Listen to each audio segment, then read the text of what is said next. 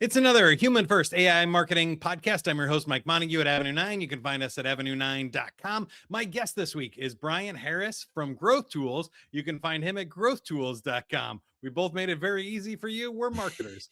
We're not hard to find. Bryan, welcome to the show. How are things these days? Thanks for having me. It is a weird time to be alive where the machines are way better than us. So I'm excited to talk about what that looks like in marketing and coaching specifically. Like what we do is work with humans one-on-one to help them get clients to hire them, because that's the number one problem that exists in small businesses. So simultaneously, I'm excited about the tool set that exists now and minorly terrified at the same time. I think most humans are in that mode of this is really cool. Also, and we might become Skynet. Yeah, that's what we want to talk about here and figure out where you land on these. So you made a bold statement there. If you think the AI is better, I would say at some things, certainly, or we could say of most people, like, we're both marketers. I would say AI could probably write better copy or something than 90+% of the people out there, especially people that have never been in marketing before. Now, professional marketers that have been around a while, probably not. That's probably 90-10 the other way. But coaching, I find fascinating as well, because I have had some really interesting coaching conversations with AI, and I'm not sure if that's healthy or not. So in your world of coaching, where do you feel like the AI bar falls? Is a chat with ChatGPT or Claude more effective than a chat with a human, as we said at the end of 2025, or not? More healthy. That's probably above my pay grade. Or helpful? At the end of the day, if my worldview is accurate, so we'll see. We'll let the clock roll out a decade. Humans connect with other humans at a deeper level than we connect with anything else, except maybe dogs. Somehow they work a little differently. But that might be because the humans suck half the time. And if that's true, then in-person interaction and equivalence will increase in value, literally and metaphorically, as AI proliferates more and more. I think social media has played that out to some degree. Yep. Even digitalized conversations between people is not the same. Like, I found this interesting. Western Europe, so the UK, was, somebody here listening to this will know more of the exact details than me, but it was the most Christian nation ever. The most churches, most humans going to church. And church is just social fabric wise, one of the best measurements of community and the glueness of community just throughout all of human history. And then over the past century, it's become like total deconstruction mode, churches closing, de-Christianized. There's a gigantic revival happening right now in Great Britain. I found that like wildly fascinating, because if you want to track people's desire level for human interaction, church is the number one metric for it. So that's just like fascinating to me that people are flocking to the most historically rooted form of community that exists right now in a time. You're coming off the back end of 15 years of social media stuff kind of proliferating. That was not satisfying to anyone. This is that, but even more isolated. I believe that as well. And I think with marketing and everything else, we see that too, that some things just don't scale, right? So, hey, it's great when the first person sends you an email. When the millionth spammer sends you one, not so much. And so when email came out, we're all like, hey, this is great. We don't have to wait for the snail mail for a week and a half to get a document over and get a client signed up or something. But take that to the extreme and it becomes a weakness. And now we're like, you know what? I would rather walk down the street and sign this contract in person than try to figure out another e-signature product or whatever we have going on. Like, I think AI is gonna be the same way for small businesses, where Walmart or Amazon is great. If you've never had a Walmart in your small town before and it comes, that's a great thing. Once all the mom and pop shops die, though, it's not a great thing, right? Yeah. So at the end of the day, like with coaching specifically and one-on-one interactions, like, where are you going to go naturally? Just your human instinct. Where are you going to go when your wife says she wants to get divorced? Where are you going to go whenever there's no money left in the bank account? Where are you going to go when your kid gets addicted to fentanyl or drugs of some sort? Are you going to AI? Like, probably you will consult it on some level, but are you going to trust it with your marriage, your kids, your finances, your spiritual life, whatever? Are you going to trust it with that? Really? You will take advice from it, but I am highly skeptical that the value of inhuman interaction goes down as the proliferation of AI goes up. So back to the coaching conversation, people hire coaches because they need help from someone who has experience in the area that they want to walk through. They've entered a challenging part of life in some area, depending on what type of coach you are, and you need help doing that thing. And there's a level of relationship and connection that you just have with another human who vulnerably shares their story. Mhm. Even if their calibrated advice is not as good as ChatGPT might give you. I mean, we're all seeing this. It'll just feed you what you want too. I'm sure that'll get tuned and whatnot, and maybe it gets better. I doubt it. It wants me to keep engaging with it. So very quickly it becomes highly biased to just telling me what I want to hear. And in coaching, Well, that's that's what I was gonna ask you about. I feel like a good coach will challenge you, oh yeah, and totally. the confirmation bias in AI right now is horrible. If you can ask it the same question, go the next day and say, "Would you say that the opposite is true?" And it'll say, "Yep, here's all the reasons why," And and the just key, completely like changes things. interrelationally, the reason a challenge works from a coach is because there is a relationship to draw off of. So Mhm. I won't listen to ChatGPT's challenge most of the time because I have no actual relationship with ChatGPT. But this morning, I had to challenge a friend, like very directly and acutely. It was very uncomfortable. It needed to happen. I'm pretty sure it was the right time. My words weren't perfect, but they were pretty good. And he received it because we've been in like daily community together for 2 years doing real life together. And even then, he mostly didn't hear me. So would he Yeah. have listened to ChatGPT's critique? Not a chance, not effectually. So coaching, because the number one optimization point with a coach is relationship with a human. Because if you have strong connection, when it comes time to tell them the hard to hear thing, they will listen. But what's the last hard piece of feedback that your day was ruined over that ChatGPT gave you? Never. Maybe it gets there. Maybe that would be a very sad day if it got to that point. But still, even then, it doesn't beat human connection. Nothing does. Yeah. So I think that transitions us over to the growth tools, and we can go one of two ways. I'll let you pick. It's a choose your own ending podcast today. We can either talk about how AI is working in coaching businesses and the growth tools, or we can switch to like, how do we increase the human conversations, Mm. and is there any place for AI Yeah. in the growth Yeah, so tools? one way it's helped us a ton in actual coaching is help us do some of the more repetitive things more effectively and efficient so we can help more people. Yeah. It's been fantastic there. And we're barely scratching the surface.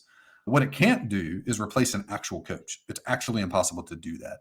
He might give you advice, but you're never going to be follow you're never going to follow AI really. You just won't, not as compared to a human. So with us, it's allowed our coaches to be more effective and efficient with each person. So the number one problem that exists in all small businesses, brick and mortar and online across the board, is client acquisition. It's the hardest problem. So if you talk to, now people might say profit or revenue or whatever, but all they're saying is, I need people to hire me or buy my thing that aren't hiring by me right now. And what we've realized over a decade or so of coaching people in this specific topic is the first problem with that is having an offer that's good. Meaning, when you say the words out loud to describe what it is you do, your ideal prospects lean in and throw their wallets at you, or the opposite. And most people are the opposite. They ramble on and on and on and on. Nobody knows what they're talking about. Even me, who like have a lot of these conversations, I'm like, I can't figure out what you do, and I've been listening for 20 minutes. So the offer, so it's equivalent to like you can chop down a tree with a dull axe. You just have to try a lot harder and work a lot longer, but you'll eventually get it. That's most people's offer. I'm using this as an example. So when we work with a Yeah. client, the very first thing we have to do is make their offer suck a lot less. Like, let's get it as sharp as possible. And then you have to swing the axe the fewest amount of times possible to chop the tree down to get clients to hire you. So there's a Do you very find specific AI process. helpful in that process, or is that a coaching process for you? Yeah, so there's a very specific process we've learned to do that over the years, but it's probably 80% art, 20% science. Mhm. And so we've deployed AI in that specific spot. So a coach's average time prior to using AI to assist in applying our framework was about 3 hours per client. Now it's about 10 minutes. Wow. It took a really good framework and distilled it down to a much more efficient process. And now you're able to get to the point way quicker with it. So with those type of applications where there's a proven framework, applying that in one-on-one situations to scenarios, like it's been fantastic. Well, like another example, our number one method for getting people to know you exist to hire you is borrowing other people's audiences. We call it BOPA. But finding the audiences to borrow is a bit of a sticking point.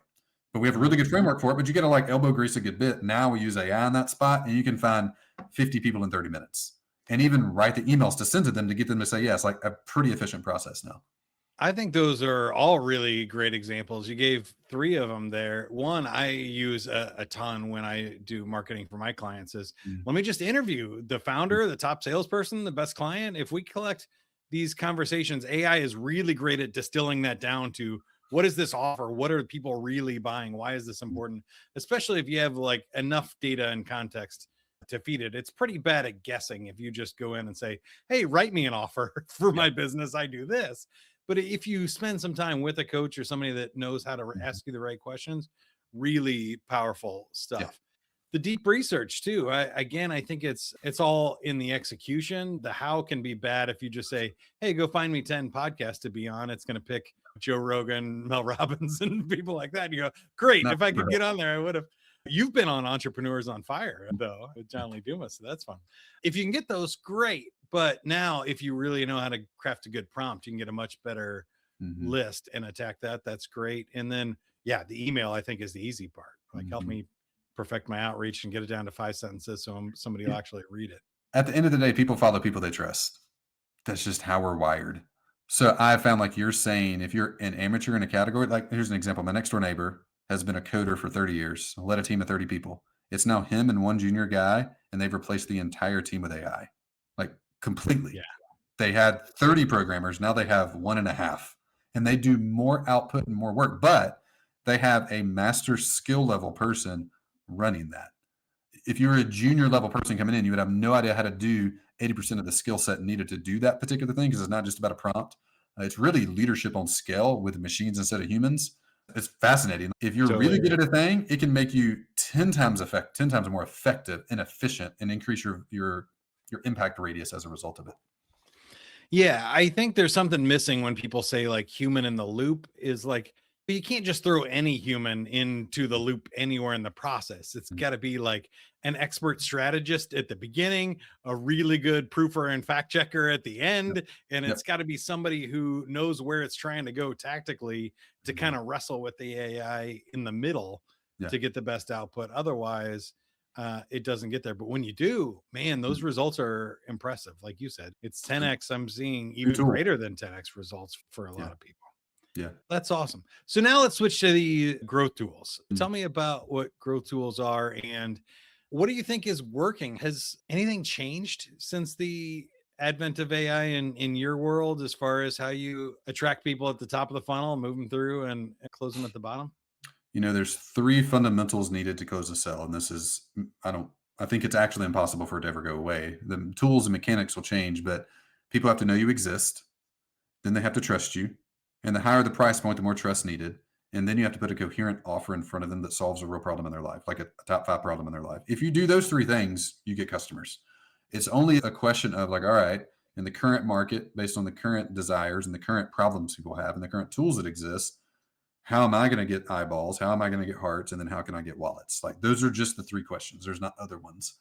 So one thing I've noticed is people's desire for self-serve DIY information products has gone down Mm, because they can self-serve more efficiently with ChatGPT. It's just easier correct. to do.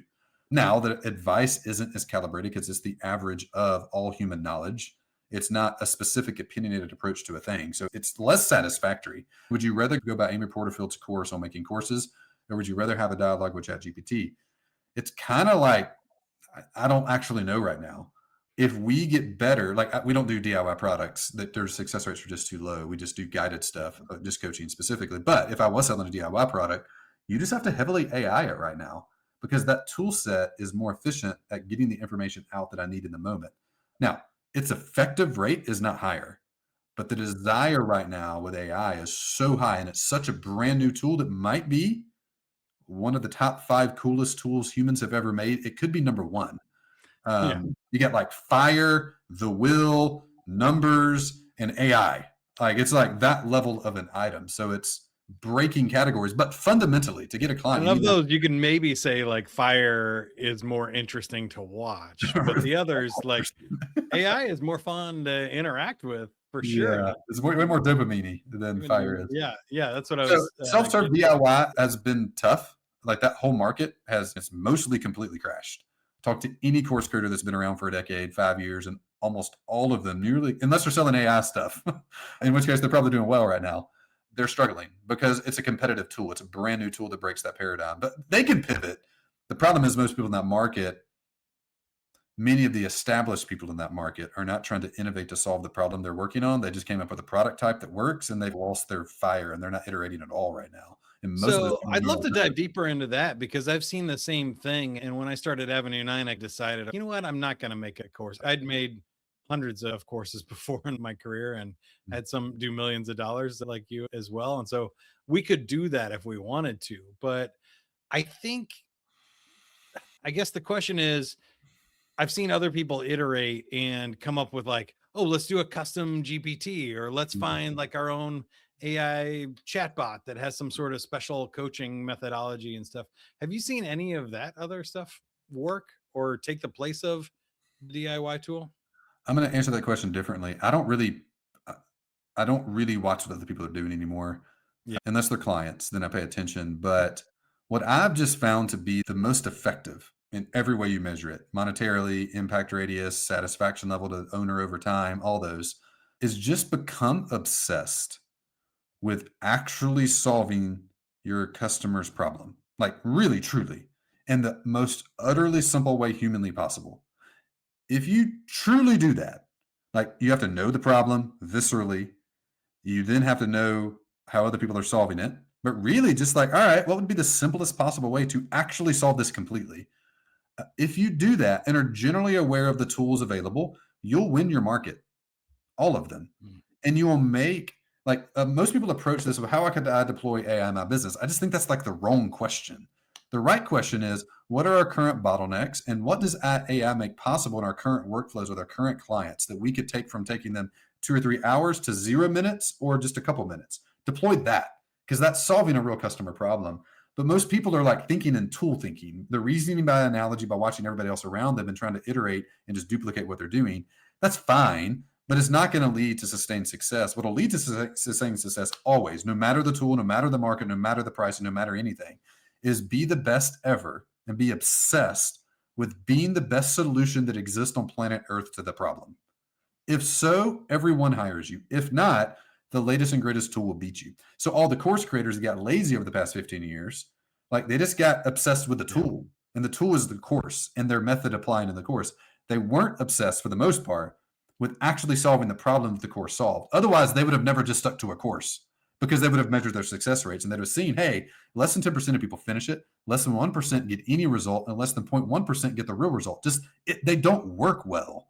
So you would have naturally have iterated with Yeah. simpler frameworks and better tools. And when AI came along, you'd have been able to immediately deploy that to blow up in your impact radius, which generates word of mouth and generates referrals and lowers CAC and increases profit. But almost no, like it seems like the most brain dead simple thing when you say it out loud. I have met like 2 humans ever who do that, kind of. They Yeah. just like it just doesn't exist. Everybody's tool shopping, trying to figure out the latest and greatest. Like, just screw all of that. Become obsessed with the actual problem. Make sure it's a real problem that a lot of people have, and just don't quit for 20 years. Like, I think the greatest entrepreneur question, I don't even know who said it now, but I wrote it down, is like, what's a problem so interesting? You would gladly bet the next 20 years of your life on solving it completely for the human race. What's that? Yeah. And just go do it and just don't give up and assume the first 10 years you're going to suck at all of it. But about the 12, 15, 20-year mark, you're going to start getting good at it and you'll like legitimately have an amazing success rates. Word of mouth increases, CAC goes down, profit goes up, and the whole business runs well. To me, that's about the only question that's interesting. Now, how does AI fit into that? I don't know. What are your processes? What's your framework? How could you make that more efficient? How could you make it more magical? There's all kind of cool ways to do that because it's such a different category of tool. But if you're not playing that game, it will put you out of business. Yeah, agree with that wholeheartedly, and I think that's why I like solving the problem of humans and AI working together, especially in marketing, is because I when I saw this tool come out, and I've seen it multiple times in my career, the websites come out and everybody makes bad websites. Like Mm. email comes out, everybody sends spam. Social media comes out and everybody's like, oh, let's create a whole bunch of junk and content, or Yeah. blogs come out and like, how can we write 1 million blogs and optimize for every long tail keyword possible? And nobody's worried about what you said of solving Like, the what actual problem are you problem. solving? And so when I saw AI, I was like, Yeah. this to me is the line in the sand. This Mhm. cannot scale. If everybody uses AI to spam and do the old tactics poorly, Yeah. it's going to crash the whole system. It's going to Yeah. ruin it for everybody. So there's got to be a different way to Yeah. leverage these. And I like the way you're going. So I Mhm. wanted to, you can respond to that, but I wanted to go back to what you said about eyes, hearts, Oh, yeah. and That's hard to wallets, want. Yeah, because on I the think creativity a lot mark, of people are still focused on the eyes part, though. yeah, we become way too obsessed with the eye thing, and you become master of eyes, and nobody like that doesn't really matter all that much. It is how many humans hired you because eyes don't pay your bills and eyes don't produce impact, actually. They won't even help the person. For somebody to truly be transformed by your help in whatever format, whether that's SaaS or a book or a course or a coaching or whatever, they have to pay you money because until they pay you money, they will not give you your attention. Now, you might give them tips and tricks ahead of time, but that mostly doesn't help people all that much because they haven't committed to a path yet. They haven't turned to follow a specific person or method to reach a result. So as soon as it gets hard, we quit. It's why most like self-serve gyms don't work all that well because it's due to my effort, which sucks, and my attention, which is not good. I'm not following a human, so I'm not going to get the result. I wanted to speak to something you said earlier, though, Yeah. how seeing how people wielded social media and the internet and all the things that's produced prior to AI, the creativity level is pretty low. Mhm. Overall, it makes when people create real art really stand out. And it's surprising, really, even now, how low the bar actually is. It's surprising there's just one Mr. Beast. It's surprising that there aren't hundreds and hundreds of them. There's just not. My worldview would say, unless God is the only creator. We don't, people call themselves creators. No, you're not. You're not God. Shut up. You make things, you make art, and the only thing that will make that novel and new and catches people's attention is when God's working through you to create a new thing that stands out, that touches some level of core truth. And that's what art is. It's the reason we don't even know what this stuff looks like half the time. It just catches our attention and it calls to something deep down inside of us, and we're drawn to it as a result of it. We don't even really know why. It's mostly subconscious. Same thing with marketing emails or websites or all of that stuff. When we primarily just work with our logical mind, we don't create interesting things. We just don't. Like it's same run of the mill Squarespace site, Squarespace template, same thing. It's not attracting anybody. And as a result of that, you're chopping with a dull axe. And all your stuff's just okay. And you have to become a master marketer to move the needle on anything because your axe is so dull and so blends in that it doesn't stand out at all. AI doesn't help that at all. AI is not God. AI is not the Holy Spirit living inside of you and working through you to create new novel stuff.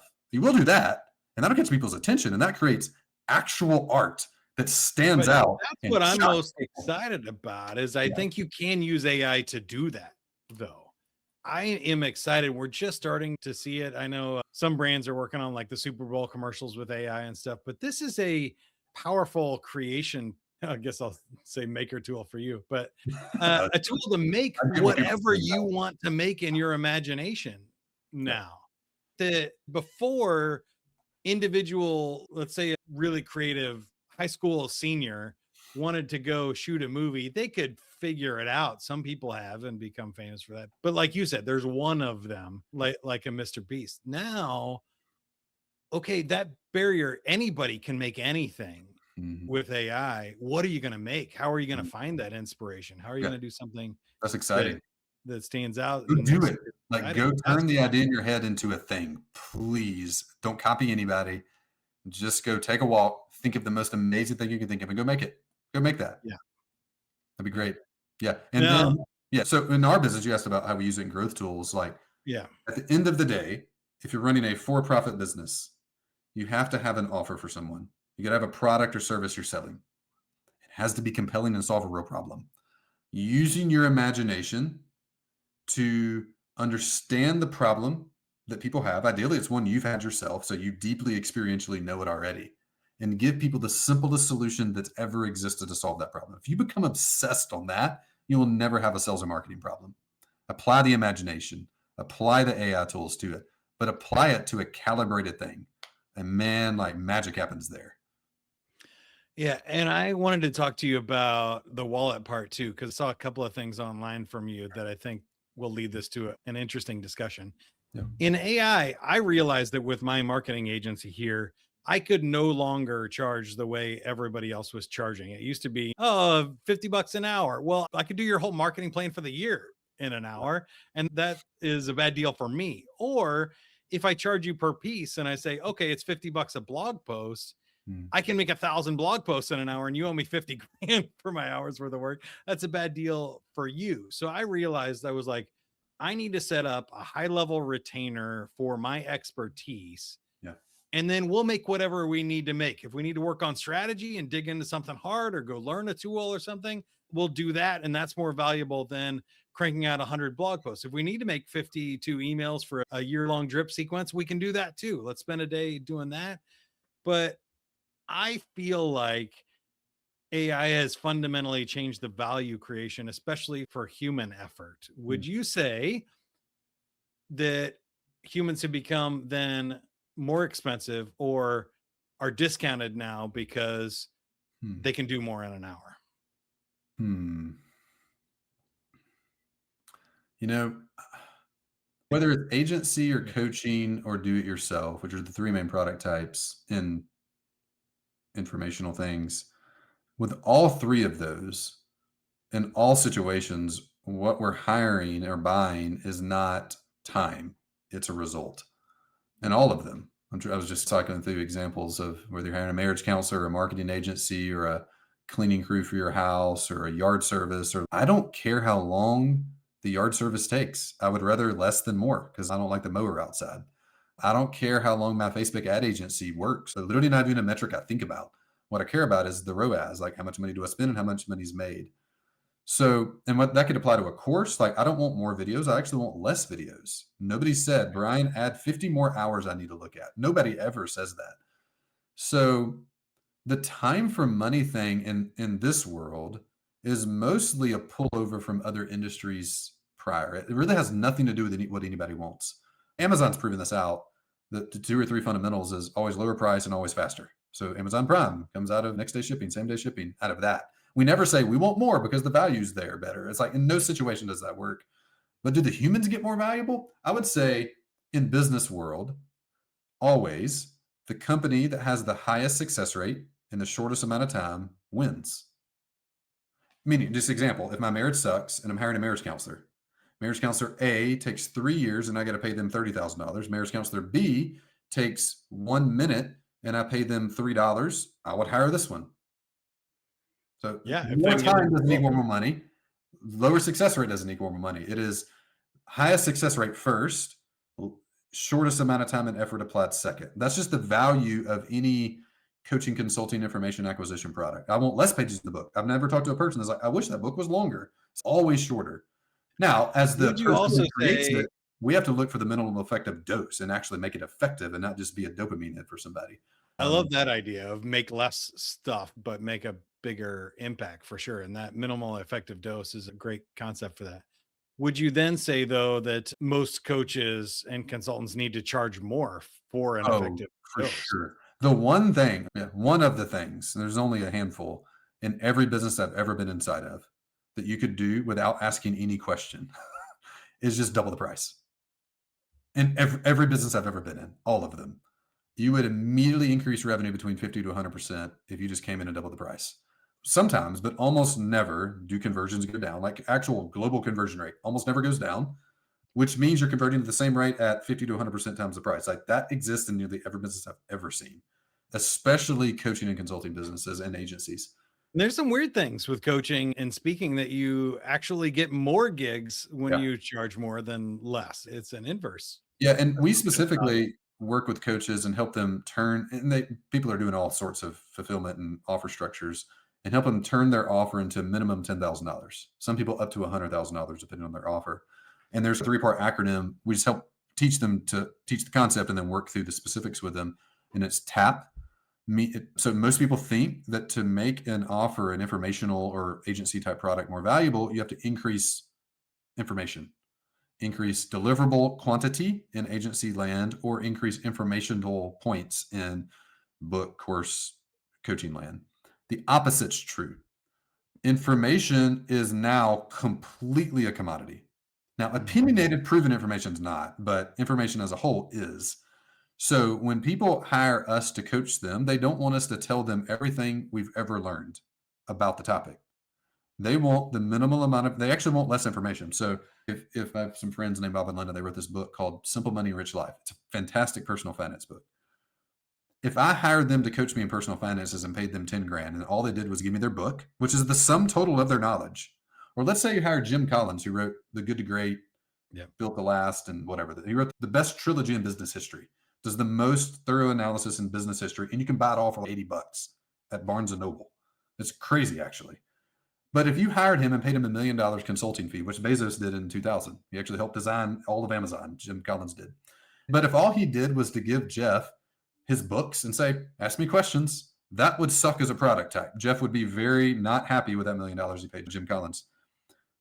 The value in coaching specifically is knowing which 3 chapters they actually need.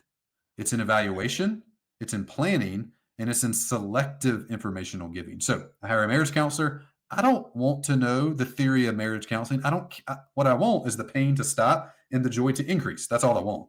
So I need you to identify where the pain is and the source of that and give me the equivalent of your 3 or 4 pages out of your book that will produce actual transformation in us. I actually want less of you talking and more of us changing, always, in all situations.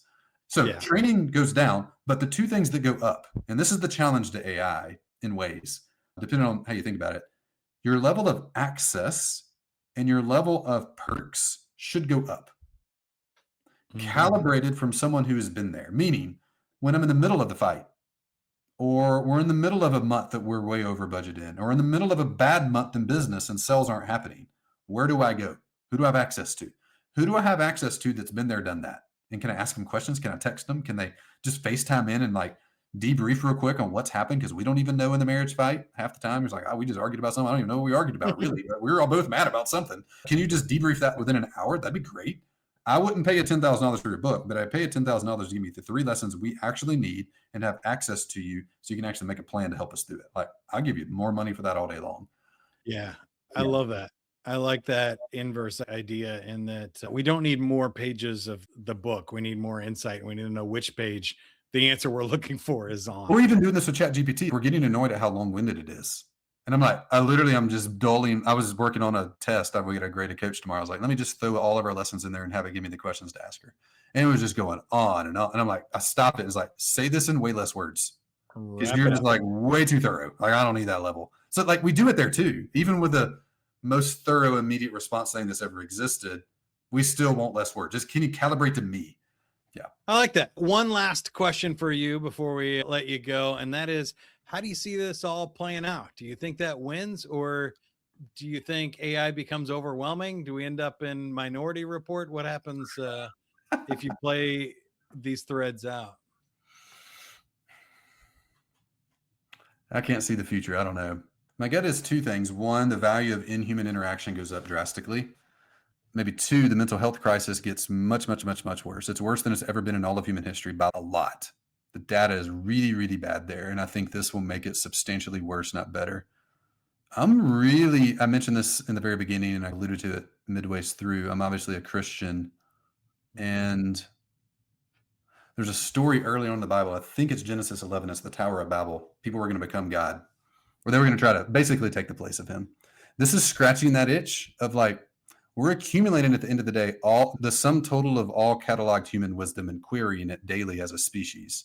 That's kind of wild just to say out loud. That's Yeah. what AI is. You It's have the access to it. accumulation of all human wisdom that we get to query real time and get immediate responses to. And the value of those who know and practice working outside of that container, I think, goes up as well. So practically what that looks like is a core, I know this will make some people uncomfortable, but just challenge y'all in some areas. The core supposition of the Bible story is that you can talk to God. It's kind of crazy. Most people aren't comfortable with the topic, but just like you can go to ChatGPT and get an answer of all human knowledge, you can also do that with God. It increases the value of people that do that drastically.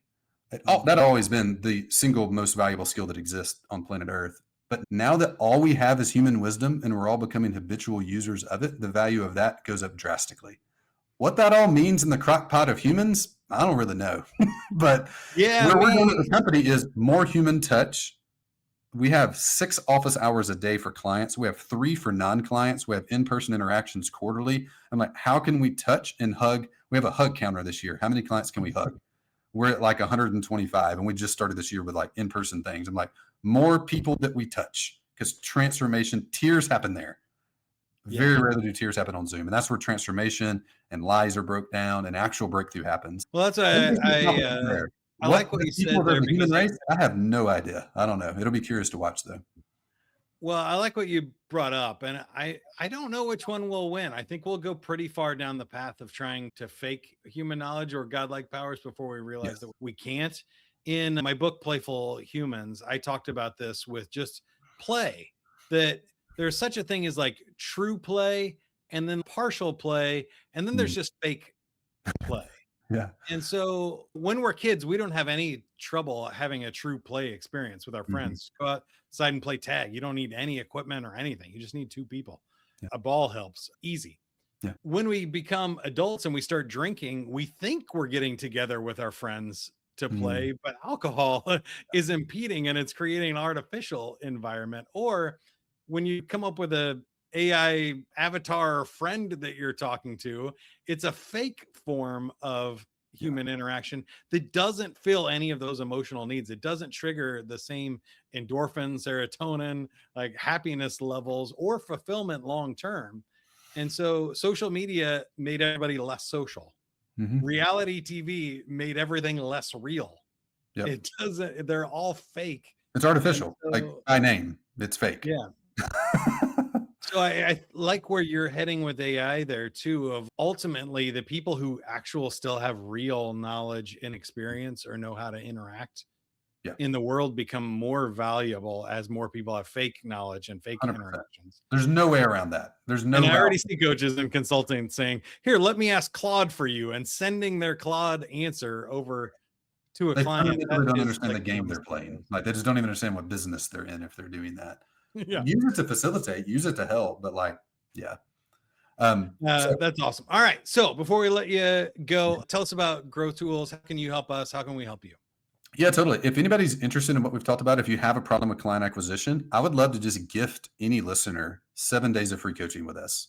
I'll teach you how we acquire clients. I'll give you our templates and frameworks and even some AI prompts to help you facilitate in the process, not to replace humans and coaches, but to just to help be more efficient with finding your offer, getting clients to hire you in the whole process. You just go to growthtools.com/A9 and just sign up right there. It's 7 days free. We'll coach you. We'll have live office hours. I'll personally train you. Our coaches will be in there giving you actual feedback with real humans on Loom. See their face and hear their voice, the whole deal. We do that. I would love to give that to you and just walk with you. And if you like what we do, well, all we do as a company is we help people create amazing offers and get clients to hire them for one-on-one personal interactions and make good money and have a good impact doing it. So growthtools.com/A9, you can grab that for free.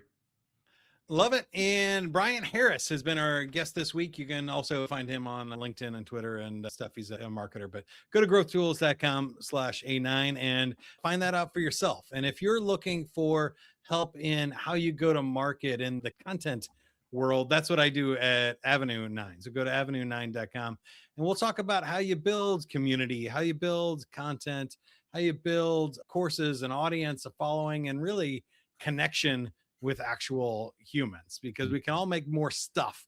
What I want to help you do is figure out how to use that to make more relationships, better conversations, and more money. Go to avenue9.com. Until next time, good luck. Keep going, everybody.